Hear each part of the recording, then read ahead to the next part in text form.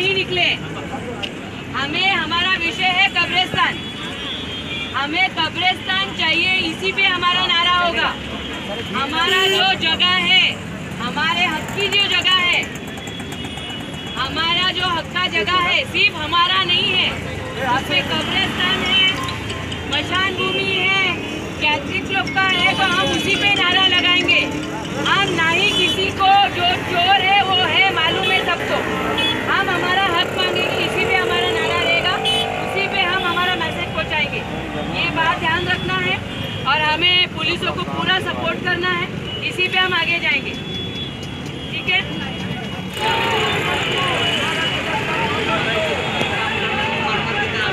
हमारा शमशान वापस दो, क्रिश्चियनों की दफन भूमि वापस दो, वापस दो। इसके लिए हम हमारी लड़ाई लड़ रहे हैं, तो हमारे सभी समाज के लोगों का यह हक है और हमें यह हक मिलना चाहिए। और इस लड़ाई को आखिर तक, हमारा हक मिलने तक इंशाअल्लाह ये लड़ाई जारी रहेगी। और इस लड़ाई को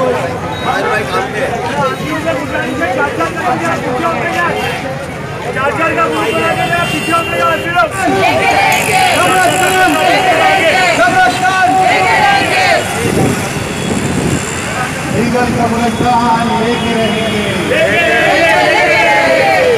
रहेंगे, लेके रहेंगे, लीगल कब्रिस्तान लेके रहेंगे, शमशान भूमि लेके रहेंगे, शमशान भूमि लेके रहेंगे, अरे कब्रिस्तान लेके रहेंगे। मेरे प्यारे भाइयों, कब्रिस्तान और शमशान भूमि की लड़ाई में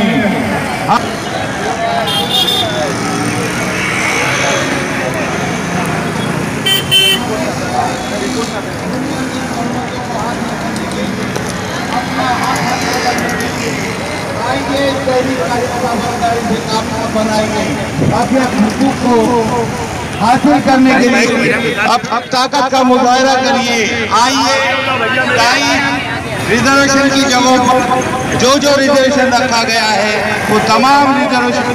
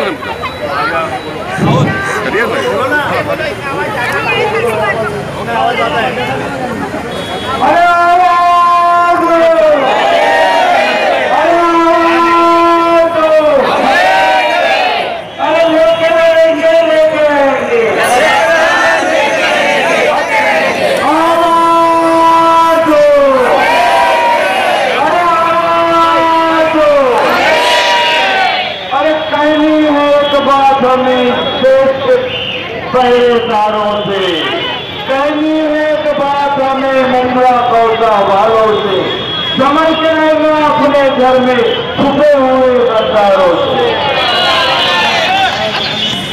हमको मालूम है पानी पे खड़ी है दुनिया, हमको मालूम है पानी पे खड़ी है दुनिया, डूबना सबका मुकद्दर है, डराता क्या है।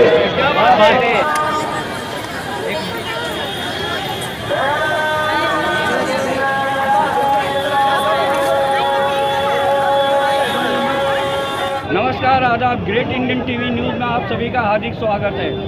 मुमरा में इन दिनों कब्रिस्तान को लेकर राजनीति काफ़ी गरमाई हुई है। कब्रिस्तान के मामले को लेकर मंगलवार 5 तारीख को भाजपा महाराष्ट्र प्रदेश की महिला अध्यक्ष श्रीमती रीना रशीद शेख के नेतृत्व में एक विशाल रैली का आयोजन किया गया, जिसमें लगभग सभी पार्टियों के लोग थे। ये रैली मित्तल ग्राउंड से होके मुमरा एम गेट के ऊपर ख़त्म हुई, जहाँ पे वो एक जनसभा में तब्दील हो गई। आइए देखते हैं जनसभा के दौरान भाजपा तथा अन्य दूसरे लीडरों का क्या कहना है। MM ओली कब्रिस्तान का धामदार जितेंद्र अवार्ड ने कहा है कि 2 दिन में हम कब्रिस्तान देंगे। उनके कहने के मुताबिक आज दूसरा दिन है। आप वो कब्रिस्तान MM ओली वाला एक्सेप्ट कर रहे हैं या नहीं कर रहे हैं? नहीं कर रहे हैं। अमृतनगर और कौसा कब्रिस्तान की हालत क्या, उस पर बताइए ना थोड़ा। आज बाइट दे रहे हैं आप। बाइट आप कब्रिस्तान देखिए, मुझे थोड़ा शॉर्ट टेम्पर आदमी हूँ, मुझे इससे बहुत गुस्सा आता है। मैं करप्शन अमृतनगर और कौसा के कब्रिस्तान की क्या हालत है? क्या है कि कब्रिस्तान, आप उमरा के कब्रिस्तान की हालत आप खुद सब देख सकते हैं। कौसा की मैयत ताज़ी निकल रही है, मैयत ताज़ी निकल रही है। अब कब्सा वाले ने बोला कि हमने कब्रिस्तान बंद कर दिया, कोई कब्रिस्तान बंद नहीं कर सकता है। लेकिन अगर आप दफनाने की कोशिश करोगे तो मैं मुसलमानों को बताना चाहता हूँ कि तुम अपने रिश्तेदारों को, अपने घर वालों को उस खाड़ी में डालना पसंद करोगे? बताइए आप। इंसान का एक घर जो होता है वो अपना घर बनाने के लिए कई जद्दोजहद करता है, लेकिन हमारा आखिरी घर कौन सा है, आखिरी मकाम कौन सा है हमारा, जो हमको मरने के बाद में हमको जो जाना है उसी से हमारे से धोखा हो गया। जबकि मुसलमानों ने अपना खून दिया है और वोट दिया, लोगों ने तुम्हारे साथ में भरोसा किया और तुमने हमारे भरोसा को ठोकर मार दी। तो हम मुसलमान बर्दाश्त नहीं करेंगे। मैं मुमरा कौसा के हिंदू मुस्लिम भाइयों से रिक्वेस्ट करता हूँ। लास्ट टाइम कुछ संस्थाएं हैं जो लेने के लिए तैयार, हम लोग लेने के तैयार नहीं है। लास्ट टाइम बीजेपी की एक लीडर आए थे शशक में, है ना, उन्होंने यकीन दिलाया था कि मैं इसके बारे में बात रखूंगा। तो क्या हुआ उस बात का? आप बोलिए ना, आप ही से पूछो। आप जब हमारे मिनिस्टर आए थे रंजीत पाटिल साहब, तब की बात कर रहे हो? बराबर। उसी पे उन्होंने काफ़ी काम किया है, उसी पे सभी हम लोगों को पता है कि उस पर एक हियरिंग हो चुकी है। उस पर TMC वाले भी थे और काफ़ी बड़ी हियरिंग हुई।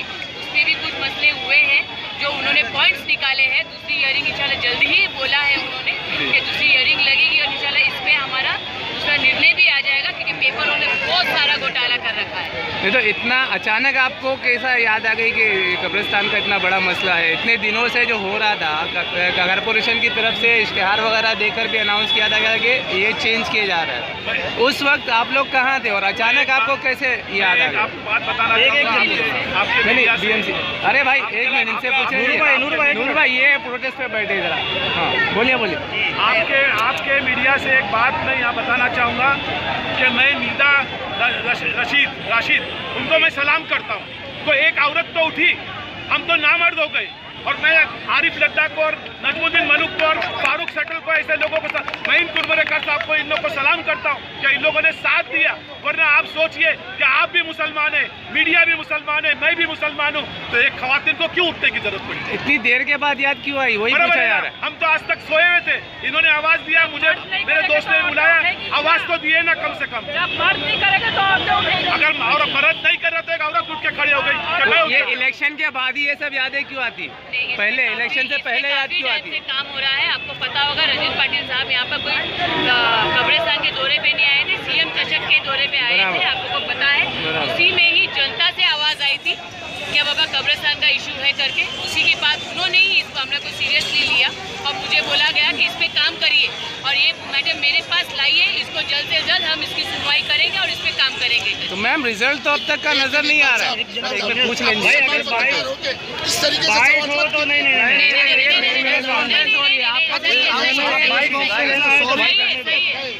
कोई सवाल करा, अगर एतराज हो तो ना करा जाए। सही है सवाल का सही है, जवाब देंगे आप, बोलिए ना। रिजल्ट मैडम वही पूछ रहा हूँ। आपको मैंने पहले भी कहा, काम चल रहा है, पेपरों में बहुत सारे घोटाले हैं, पेपरों में बहुत घोटाले किए गए हैं TMC के तरफ से, यहाँ के तरफ से, तो उस पर पूरा कार्रवाई होगी ना, पेपर चेक होंगे। आपको पता है पेपर पे काम किया जाता है। आज की सरकार पेपरों पे काम करती है, खाली जबानों पे काम नहीं करती। जैसे यहाँ के कुछ लोग जबान पे बता रहे कि वो दे दिया कब्रिस्तान, सब फिरकों को ले जाके बताया जा रहा है वो दिया कब्रिस्तान, पेपर नहीं दिया गया। तो आज की सरकार पेपर पे काम करती है और पेपर पे काम चल रहा है। मैम जो पेपर पे काम चल रहा है, एक्सक्यूज मी, पेपर पे जो काम चल रहा है, तो अभी तक के कोई ऐसे पेपर मीडिया के आगे रखे कोई नहीं बोलते ना। मैं एक पूछना चाहता हूँ, अभी तक के कोई ऐसे पेपर मीडिया के आगे रखे क्यों नहीं? मैडम एक मिनट, मैं आप लोग से पहले पूछना चाहता हूँ, मीडिया से भाई मीडिया आपसे पूछेगा, आप प्रोटेस्ट कर रहे हो, मीडिया नहीं आया आपके घर पे ना। आप लोग हक की तो बात किया करो, तो हक की बात करो ना। आप जो चीज हमें दिखाएंगे आप पॉलिटिशियन स्टेज पे बैठे हो, आप बोल रहे हो आई एम नॉट पॉलिटिशियन, ये क्या है?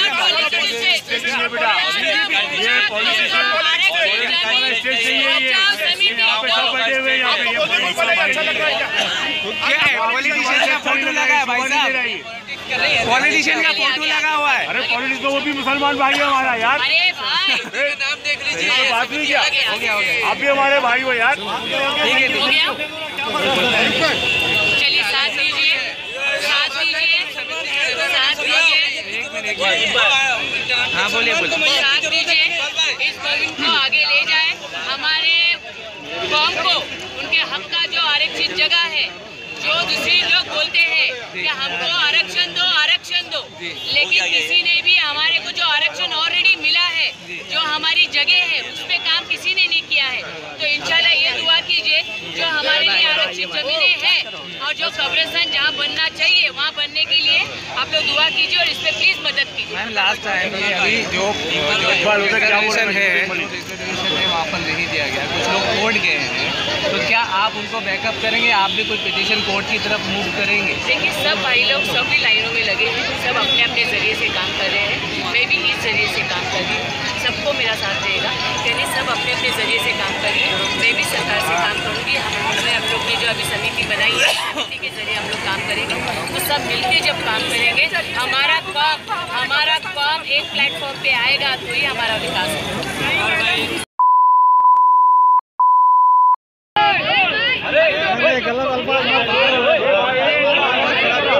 मामला गड़बड़ा गया भाई।